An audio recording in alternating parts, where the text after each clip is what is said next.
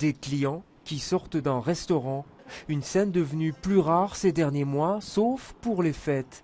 Dans ce restaurant de crustacés, les clients sont revenus et pour la plupart, ce sont des habitués. Ce pas des gens de passage, ce sont vraiment des gens qui disent voilà, on a passé un bon moment en telle année, eh bien voilà, cette année on revient dans cet établissement parce qu'on est satisfait du service et de la qualité de la nourriture. Des clients qui reviennent, essentiellement belges ou venant de pays frontaliers. Et pourtant, ça n'était pas gagné. Le secteur Horeca était même très morose depuis les attentats du mois de mars. Mais ces dernières semaines, le courant s'était inversé. On s'y attendait, il y a une reprise depuis le mois de novembre.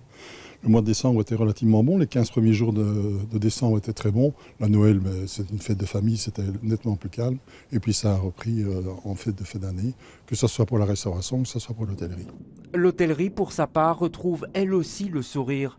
Sans retrouver les taux d'occupation de 2014, elle affiche un joli résultat. Le taux d'occupation des hôtels cette année-ci devrait avoisiner selon un premier coup de sonde les 85 à 90%, comparé aux 64% de l'année passée qui était en effet une année particulière. C'est mieux, c'est une amélioration, mais ce n'est pas encore non plus un retour à la normale. Il faut rappeler qu'en 2014, le taux d'occupation des hôtels le 31 décembre était de plus de 95%, donc pour ainsi dire, tous les hôtels étaient quasi complets.